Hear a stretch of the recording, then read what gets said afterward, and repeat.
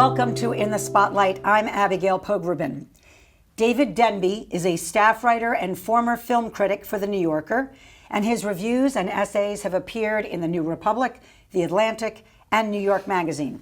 He is the author of great books, My Adventures with Homer, Rousseau, Woolf, and Other Indestructible Writers of the Western World, an account of returning to college and reading the Western classics, and American Sucker, Snark, and Do the Movies Have a Future?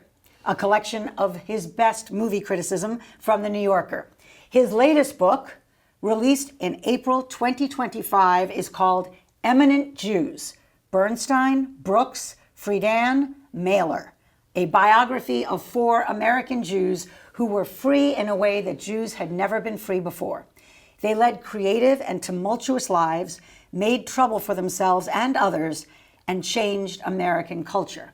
Welcome, David Denby. Oh, what an introduction. I could open on Broadway. Yes, you with could. I can't believe you got the entire title of great books in there. I know, I almost lost my breath. Most people stop. Yeah, I should have. I needed a breath. Well, thank you. But I used to be a great fan of your criticism. And this book, I loved this book. I thought that I know everything about Leonard Bernstein. I know about Betty Friedan.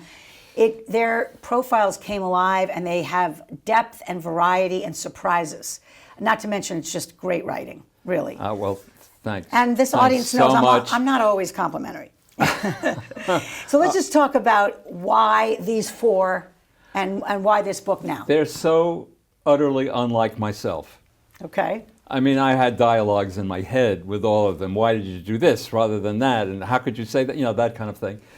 But they are not me. I mean, I don't box with my sons like Norman Mailer, for God's sakes. I'm not constantly aggrieved and feel I have to dominate every meeting like Betty Friedan. I don't make outrageous, vulgar jokes like the great Mel. And I love music. I adore music, but I don't play anything. I don't even read music, but I've written about music, and Leonard Bernstein has been central to my life emotionally. Since I was about 13. So I went to his concerts, I read his books. He's everywhere. He's part of your He's story. Part of me, and I talk to him constantly in my head. But I'm not like any of them. So it's like 4 people who are bolder than I am, have less inhibitions than I have, who I nevertheless feel a kinship with at the same time. So you write, they lived in the golden era of relative safety and abundant achievement for the American Jews after the Second World War, and they took advantage of liberty in every possible way. What do you mean by that? Well, first of all, you weren't supposed to say, if you were a Jewish economic historian, how well the Jews were doing in the United States, because you didn't want to poke the bear. Right, keep your head down. Keep your head down. Except for Simon Kuznets, the Nobel Prize-winning economist, who pointed out in the middle 50s that the Jewish as an ethnic group had extraordinary levels of income. And by the end of the Second World War, Jewish working class had practically disappeared by the end of the Second World War. I mean, it was always there to some degree. If you read Bernard Malamud's fictions, The Magic Barrel, and those are set in the 50s, but it feels like the Depression. So those were the people who didn't get out of the working class, but most were middle and upper middle class professionals of some sort, businessmen, of course, of all kinds, and in the media in every way. There was that. There was a decline of anti-Semitism, which was partly produced by Jewish organized efforts to point it out after the war, the horror generally felt by the whole culture at the Holocaust. The large number of Jewish children, mostly boys, in the 50s and 60s at elite universities, all those things happened at once. And I think, let me tell you a story about Mel. May I? Mel Brooks. Mel Brooks is walking on... I just want to make sure people know that's one of your 4. On 57th Street near Carnegie Hall with 2 people from your show of shows, which was the great Sid Caesar show in the early 50s, that he and one colleague was on one side of him and one colleague was on the other side of him, and 3 nuns were walking towards them. And the guy on the left said, No, Mel, no. He said, what? Nothing. And the other one, who was Neil Simon, famous playwright later on, said, will you get hold of yourself? Nothing. What are you talking about? The nuns come in close. They're sketch writers. That's important. They're sketch writers for Sid Caesar. He leaps out at them and says, take off those clothes, those costumes, the nun sketches out. Now, okay, it's a bit of mischief, but my point is he didn't expect to be punished.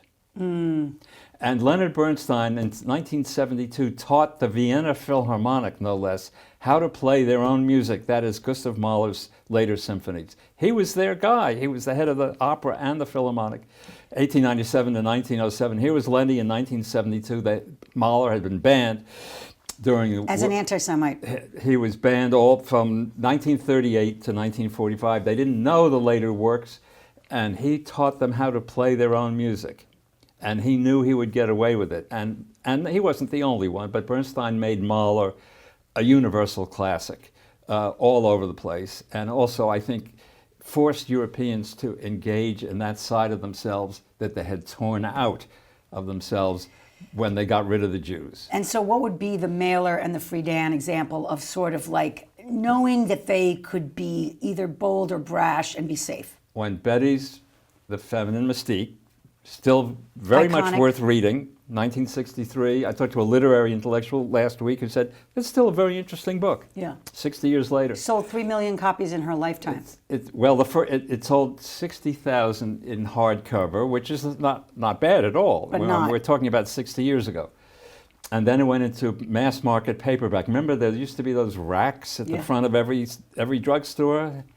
And it sold like 1.3 million copies. So her publisher, this was Norton, very good publisher, invited her to lunch and said, well, let's talk about our next book, Betty. And she said, you made me feel so Jewish for promoting my own book. There isn't going to be another book.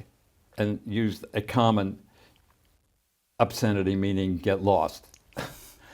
So she was basically saying to her publisher, you made me feel like shame and kind of like it was self-promoting in an unseemly way for me to just promote the first book. I'm not letting you publish the second. Exactly. Yeah. Couldn't have put it better myself. Or Betty couldn't have put it better either. That was what she meant. That's what she said, and she never worked with him again. Wow. Mahler is a much more complicated issue. Tell me. And I spent a lot of time talking about the ways he was Jewish, the way he wasn't Jewish. He was in active revolt against what he considered the rather soft upbringing he had in middle-class Brooklyn. He was in the army where he was with a lot of tough guys from Texas, and he wrote about that Second World War in The Naked and the Dead, which is still the best novel to come out of World War II. And he was in active revolt against what we would call Yiddishkeit. I mean, he thought it was soft, it was too warm, he wanted to be tough, he wanted to take on the world, he wanted not to repress any impulses that came up from the depths. In other words, it was an anti-Freudian view. You didn't get on the couch and analyze those things that you felt from childhood. No, you acted them out. So this put him, putting it mildly, in conflict with Jewish middle-class behavior in New York. And he had Jewish intellectual friends. He was part of the New York intellectuals for a while. And yet at the same time, he was very much a middle-class Jewish man. I mean, I know he was married 6 times and he philandered a lot, but he was like an And he stabbed a wife. We'll get to that, and certainly can't avoid it. He raised 9 children intermittently, mainly in the summers, but he wouldn't let them do any dope until they graduated. They all went to excellent first-rate universities. I've met them all. They're great. And they have a kind of soulfulness when you talk to them, which is a gift that he gave to them. So in one way, okay, he's an outlaw, he's a rebel. But in other ways, he's like a Jewish dad. He is a Jewish dad. Yeah. Yeah, and his sons adore him. You know, I mean, it's really paradoxical, and that's what I tried to unwind a lot of that. I just want to read a quote. You say, Mailer did not often proclaim his identity, meaning his Jewish identity, unless asked or challenged, but he didn't deny it either. And he had a rueful respect for the specialness of Judaism. And then you quote him, Jews with some justice see the world as very tough, very unforgiving. Whatever you get, you pay for. We didn't have this Christian idea of grace or an extra forgiveness that you don't quite deserve. That's remarkable. We didn't have the idea of grace. The basic Jewish state of psychological state, I think, is closer to yearning. How do I become a better person? What is it's one of the Hasidic tales. Rabbi Zusya says, when I go to heaven, they're not going to say to me, why weren't you why Moses? weren't you, oh, you know this, why weren't you Moses? They're going to say to me, why weren't you Zusya? Meaning, why weren't you a better version of yourself? Yeah. I think that psychology, that mentality accounts for a lot of Jewish success. The sense of yearning and of dispute, because there is Abraham quarreling with God, over smiting the Sodomites, and Jacob wrestling with the angel, right? And Job questioning God's harsh punishments of him, and all of the discussions of the law, in the Talmud, which just go on, exfoliate forever and ever. So it's a state of becoming rather than I'm not finished yet. Right. I want to start with Mel Brooks just for a minute. Let's start with laughter, because a lot of what you took us through just I haven't revisited Young Frankenstein and Blazing Saddles and Show of Shows and all these things since in a long time, and just your book is just a wonderful kind of romp through his work. But you also see that he's kind of he's pretty tough. He's pretty demanding.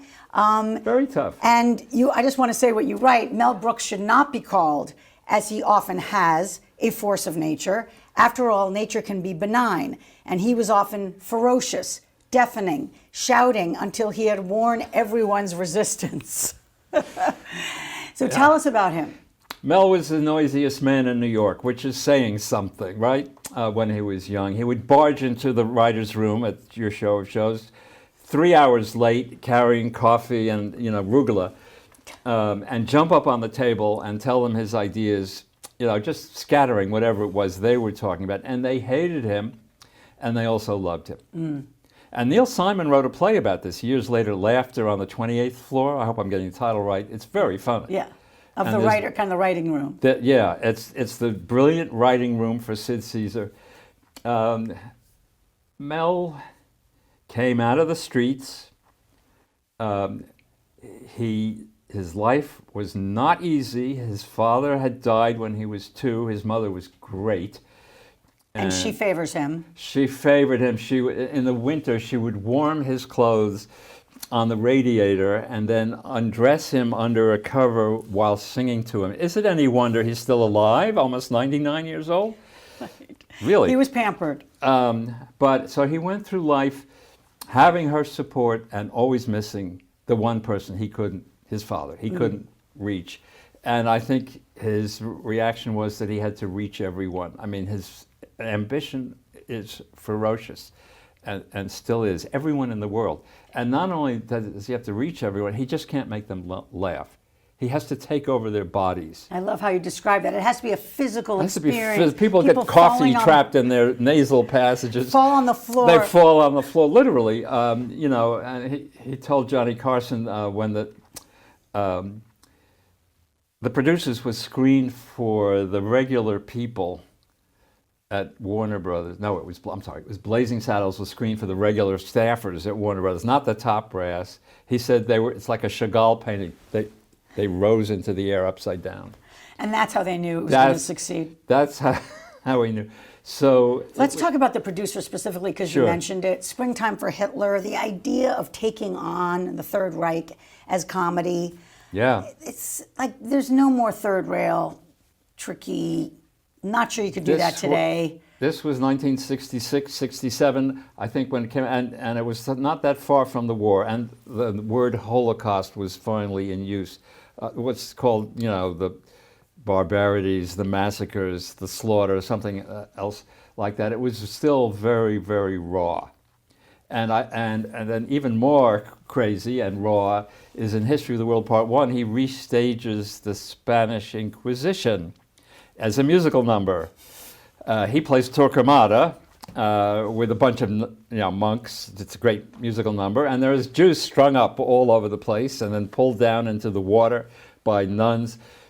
He's saying it's aimed partly at the Jewish audience. He's saying, you're tough enough to put up with this. Confront it, face it. Don't feel sorry for yourself. You're alive. Wow.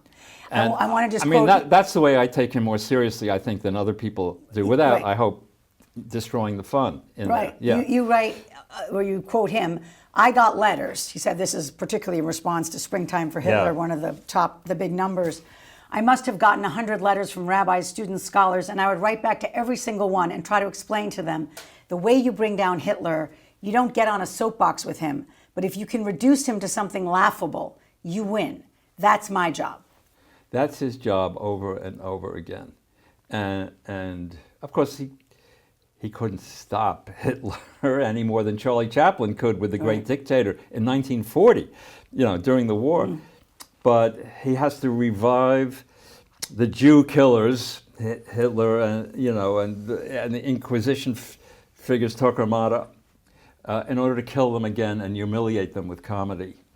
And that's why I think the message is, it's for everyone. It's funny as hell, and also shocking, particularly the Inquisition, but it's particularly aimed at the Jews. I love that. Get over it. Get over it, and you're strong enough. You're strong enough, deal with this. Yeah. Right. Let's move to Betty Friedan, and I have to just admit that I was excited to see my mother's name in this chapter. As one of the founding editors of Ms. Magazine. Yes. And I know from my own childhood, growing up with my mother, that there was great tension around Betty. Always. That there always, with the founding feminists, she was kind of the queen mother, the queen bee in a certain way, but she was kind of never in the same circle as Gloria Steinem and the others that she resented, sort of the next generation. Can you tell me a little bit about that? She grows up a plain-looking girl in Peoria. She's very, very bright. She doesn't get into the sorority. You might say, so what? But it mattered a lot to her. Her parents didn't get into the Jewish Country Club in Peoria. She's a brilliant girl at Smith College. She pulls herself together finally in her late 30s and does the research that leads to the feminine mystique. And she goes all over the country talking to women. Mainly the East Coast and the Southeast. But it's a brilliant book, and she basically extended the methods of magazine journalism. And she's basically hearing about a malaise that people have never spoken about. They didn't have the words. They had individual stories. She pulled them together. But she was not a social scientist. She was a reporter with a very lively moral imagination. But she hears, just for anyone who hasn't read it, which would be Ashanda, that women are feeling stultified and hemmed in, and like there's no sense of opportunity. She mainly interviewed suburban women who most people would say, well, they're doing pretty well. Well, okay, they had a car, they had a husband, they had a car, maybe 2 children, a country club, and they were not happy, a lot of them. Frustrated, even to the point of anguish, depressed, ridiculous love affairs. They just weren't doing well. People have said, oh, the book is a failure because she doesn't talk about working class women. She doesn't talk about African American women. That is true. She does not. But she reads and quotes all kinds of experts, psychologists, religious leaders, and so on the fundamental nature of women. So they were addressing all of womanhood. Women had these characteristics. They were weak, they were passive, on and on and on. So there was a universal kind of commonality, no matter class or race or background. These women were all feeling the same thing, or very many were or feeling. variations on the same thing. And the book was read not just by suburban, Yeah. women from Shaker Heights. It was Oh no, it was very, game changing. and people, even women, there's a whole book about this, came to a kind of realization about themselves just by hearing the book, hearing about the book. And she was all over the place. But I guess to answer your original question, she had more than a chip on her shoulder, and she insisted on her primacy. She did start the National Organization for Women, which was a major institutional breakthrough and was like a civil rights organization. Well, it still exists. But she was so dictatorial in meetings. I mean, these were distinguished women who were on the board of Now. They were business women in New York. We're talking about 60 years ago, who had broken through, and she would interrupt people. I mean, someone else was talking. She would talk in a stage whisper. You could have heard it in New Jersey. She was rude. And she thought that feminism had to have a central direction provided by her, whereas actually by the late 60s, it was blossoming everywhere. I was surprised to hear her say, "We who are Jews practice a living religion that is never finished. There is no pie in the sky for us. We are charged with our own being to make life better, not only for ourselves, but for future generations as well." That she had a Jewish lens at all surprised me. She very much took seriously tikkun olam, which is to repair the world.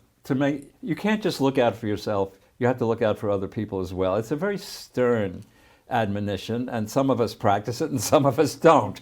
But she took that very literally, and she thought it was her responsibility to make things better. It's amazing that when she had that generosity of spirit, that she was so difficult with other people. Well, she was competitive and rivalrous and wanted precedence also, and she would throw a fit if she didn't have the best table in a restaurant. That kind of diva behavior, and offended a lot of people. And Gloria Steinem, who is still alive, very shrewd about the way she presented herself. She offended Gloria Steinem and continued to offend her, and Gloria took her kind of revenge by never mentioning Betty or the National Organization for Women in Ms. Magazine, and wouldn't talk to me when I approached her and asked her if she would talk about Betty. So she's very, this is not an attack on Gloria Steinem, she's great, and Bella Abzug, who was also great and was aggressive as hell, but was funny, and likable. And Mailer wrote, actually, a magnificent description of her in a book that no one has read, called The Prisoner of Sex. It's he had no problem with mainstream feminism. He had no problem with Betty, with Gloria, with the National Organization of Women, equal pay. He actually was pro-abortion rights. It was a radical feminist. Right, that was The Prisoner of Sex was a response to Kate Millett, am I right? Absolutely right, and it was an enormous magazine article. Then he defended himself in a film that you can watch at Town Hall called Town Bloody Hall, with Germaine Greer was there, and so on. And he was both rude, provocative, sometimes gallant, sometimes awful. It's a nerve-wracking experience. This is definitely an unapologetic for, I would say. I would say highly unapologetic. I just want to touch on the fact that this was shocking to me. I had not read it before your book, that she was in an abusive marriage.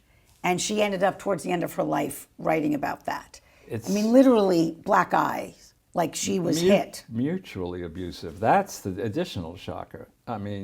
She was hitting too. She was hitting too, and she partly holds herself responsible. She seemed guilty because, this part of her was still unliberated, felt guilty because she was so successful and her husband was an ordinary businessman. And she thinks they drank a great deal. And I think earlier it was a kind of pre-sexual, heating up thing to wail away at each other, but it became vicious on both sides. And she finally dumped him after almost 22 years of marriage, and was very active sexually, vamping men of appropriate age at parties into her 70s. I didn't know people use that word vamping anymore. I David. just reinvented it. Okay.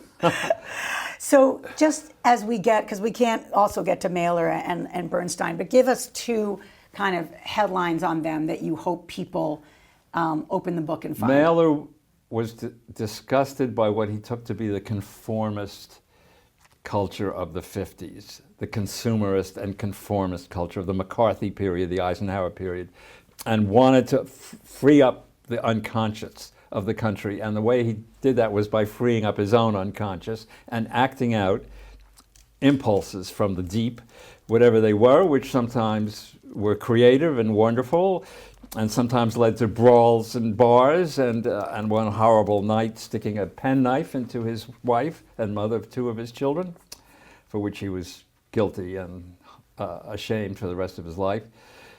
Bernstein was the American who conquered Europe in classical music, while to everyone's amazement writing, wonderful Broadway shows, being one of the greatest teachers of all time. He was multi-talented. West Side Story, Candide. Wonderful Town, On the Town, endless TV broadcasting, the young people's concerts, all which are worth. I love those. Everything's worth watching now. Nothing has dated because he was so naturally expressive, so charming. And he felt it so strongly. He felt it so strongly, turned a lot of people on. So he was like our national and international musical troubadour and brought great respect for Americans to the international stage. I mean, we're Mozart and Haydn and Beethoven and Mahler, Vienna and Austria and Germany and England and France and Italy, everywhere else he went. He was feted everywhere, and there was excitement wherever he went. I think it is such a terrific read. I David, wanted really. it to have narrative momentum. It does. And I did a lot of compression, so to make it move along faster without cheapening what I wanted to say. No. So this I think can be read by anyone with interest in Jewish culture and Jewish identity, in our situation now. And there's a lot of reflection on now that's there, sometimes intentionally, sometimes by accident. I want to just quote something that I think will intrigue people. You say, I hope to show in this book how a Jewish vantage shaped their creativity without making the parochial error of assuming that what they accomplished was entirely due to their being Jews.